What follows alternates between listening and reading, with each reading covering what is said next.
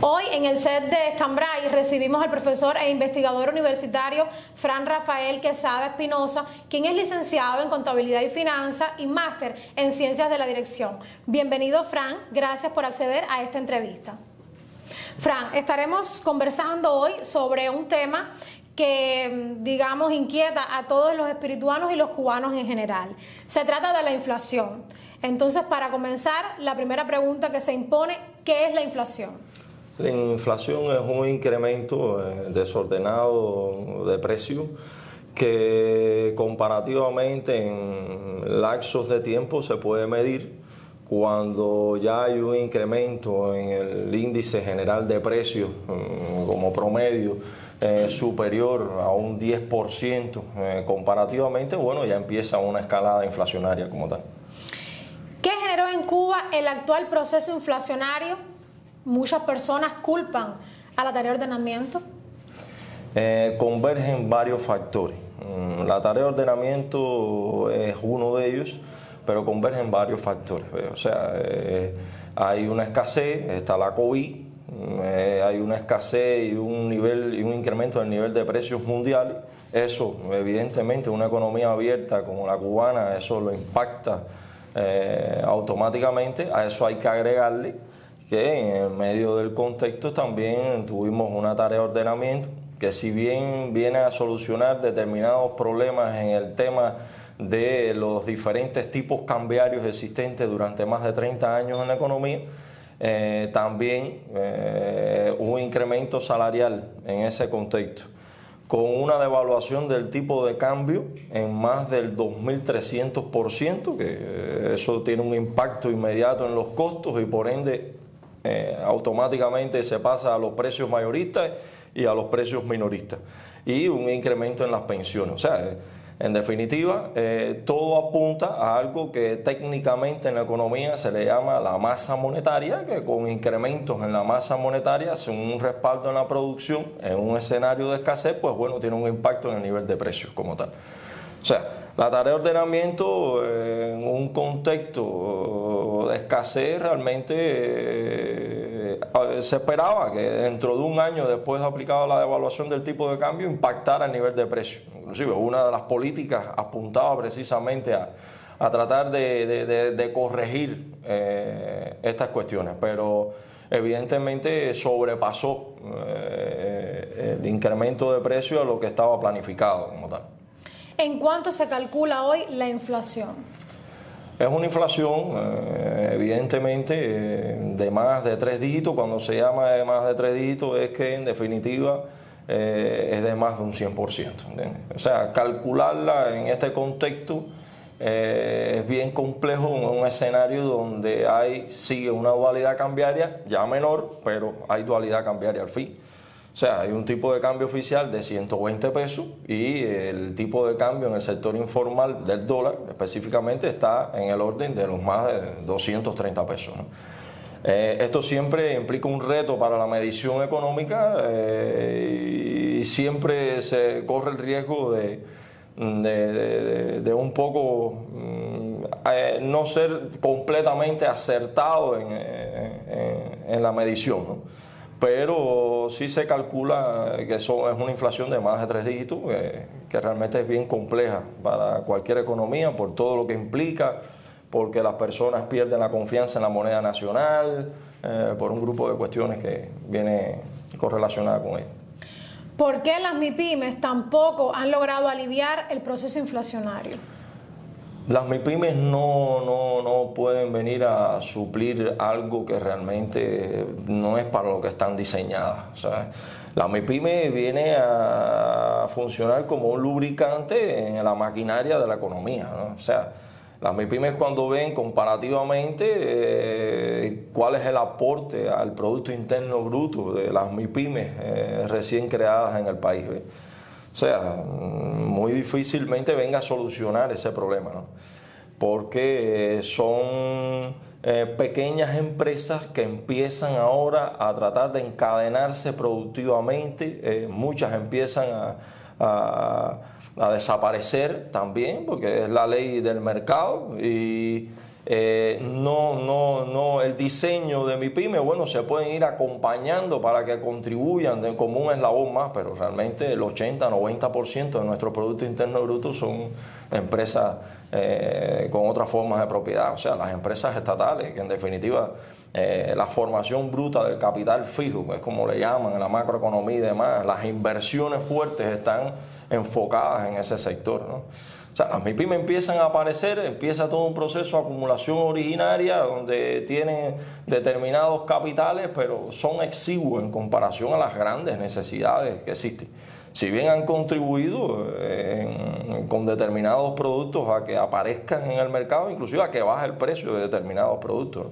Pero no es la solución, o sea, realmente no es la solución, ni las MIPYMEs aparecieron para ahora inmediatamente solucionar el problema inflacionario cubano, ¿no? Además, la naturaleza de una MIPYME no es precisamente esa, ¿no?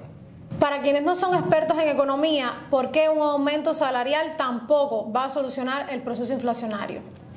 Lo hemos vivido con la tarea de ordenamiento, o sea, lo hemos vivido con la tarea de ordenamiento.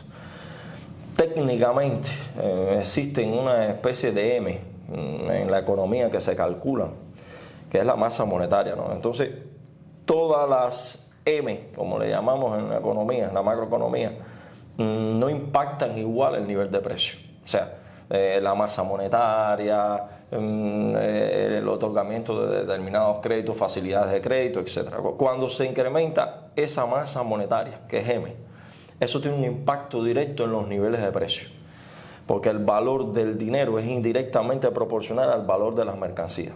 Cuando las mercancías empiezan a incrementar su valor, es que el valor del dinero está bajando, y viceversa. Entonces, ¿qué es lo que pasa? El salario, específicamente, cuando tú lo incrementas y no tienes un respaldo en la producción, en la productividad, impacta esa P, que es el nivel general de precios. Ese nivel general de precios es el que hace que de repente hoy uno esté muy feliz con un salario, pero hay un retardo estadístico temporal en el cual, en el contexto cubano, a veces es desde 6 meses hasta 1 año y 2 meses, o sea, hasta 1 año y 2 meses aproximadamente, que va a impactar el nivel general de precios. Entonces uno es feliz por un breve espacio de tiempo, ¿entiendes? Entonces, porque la solución no es ese incremento salarial, existen billetes en el mundo de 1 millón, por ejemplo. O sea, nosotros el billete de más alta denominación que tenemos es de 1.000 pesos. Que antes de la tarea de ordenamiento teníamos un billete que tenía un respaldo en 2.400 pesos. O sea, después de la tarea de ordenamiento teníamos un billete con menor denominación que antes de la tarea de ordenamiento, que era el caso de los 100 CUC. O sea, 100 CUC representaban en aquel contexto 2.400 pesos. Entonces, en un escenario como este, realmente un incremento salarial muy necesario porque todos lo necesitamos y demás, pero va a ser gasolina al fuego también. Entonces, la vía y la solución para salir de procesos inflacionarios siempre es otra, no necesariamente los incrementos salariales, que pueden entonces agravar, porque cuando le incrementas el salario a un grupo de personas, eres bueno con ese grupo de personas, pero como diría Víctor Hugo en Los Miserables, ser bueno es fácil, lo difícil es ser justo. Cuando se le incrementa ese grupo de personas, la inflación viene para todo el mundo, y ese grupo de personas está mejor preparado para un contexto inflacionario, pero el resto de las personas no. Entonces, de repente se le incrementan los precios, y eso tiene entonces repercusiones en toda la población que va a tener el mismo salario. Desde la teoría, ¿cómo los economistas conciben revertir la inflación como proceso abstracto? La inflación es un fenómeno bien complejo, hay que atacarlo de diferentes aristas y siempre desde la producción. O sea, siempre desde la producción, con políticas productivas fuertes de encadenamientos productivos. La tarea de ordenamiento estaba enfocada precisamente en eso.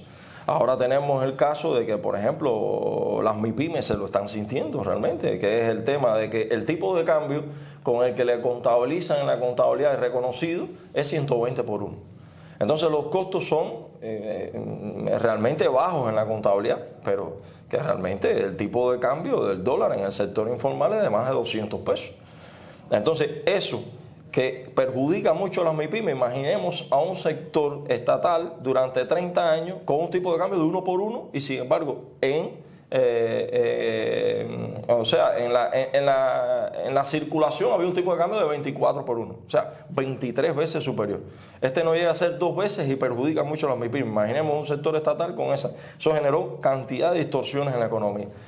Aprovechar ahora que hay un tipo de cambio más cercano, aunque no es el mismo, para pensar en encadenamientos productivos hacia el interior de la economía, en que las empresas sólidas y en que las empresas con determinada coherencia económica se encadenen a otras empresas nacionales y no miren tanto para el extranjero a importar, porque a veces uno dice, bueno, las MIPYMES ahora están importando, pero bueno, es algo que han aprendido del sector estatal también. La distorsión cambiaria existente durante 30 años volcó todo el sector estatal a realizar importaciones y no producir productos terminados hacia el interior de las fronteras nacionales. Lo que están haciendo es imitar prácticamente algo que viene sucediendo desde hace muchísimos años. Y ahora están destinando un dinero de remesa que antes no se captaba, ahora sí se está captando a través de las tiendas en MLC y demás, y lo están colocando en el extranjero, cosa que ha sucedido durante muchísimo tiempo en Guyana, con Rusia, con Panamá, y ahora lo que hasta cierto punto, inclusive antes no se pagaba impuestos muchas veces por eso, ahora sí se paga, porque cuando traen esa MIPYME ese producto a partir de un ahorro externo que entró al país vía remesa, entonces pueden grabarla con determinados impuestos, cosas que se tienen que ir solucionando en la medida que vaya pasando el tiempo y demás. Ya usted daba algunos, digamos, apuntes. ¿Cómo podría revertirse en Cuba el proceso inflacionario? Además de eso que ha mencionado, ¿qué otras recetas pudiera dar? Es un trabajo sistémico.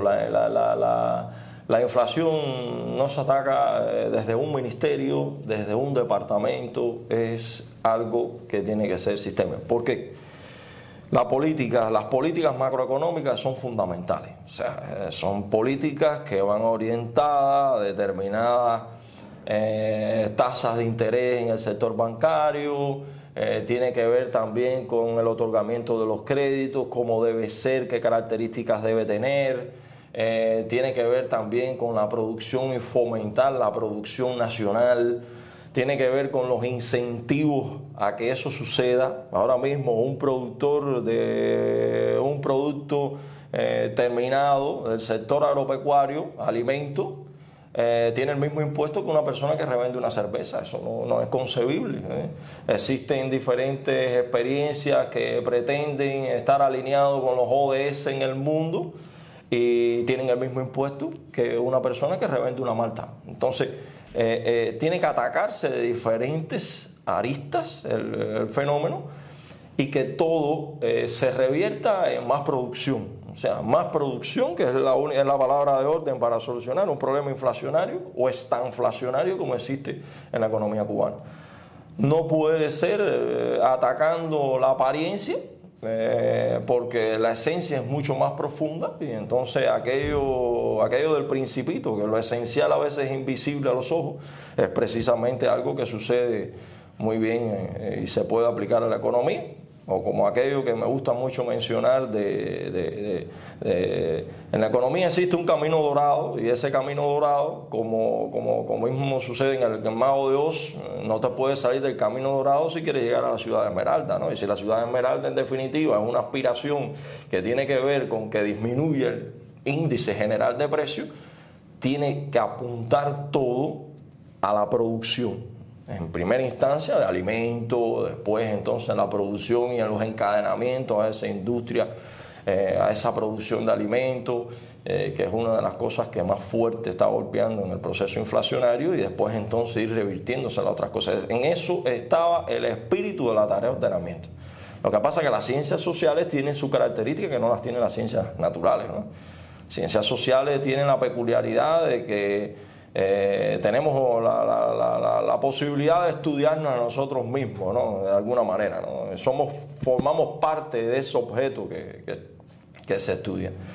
Y evidentemente el contexto no era el más feliz para aplicar algo que llevó muchísimos años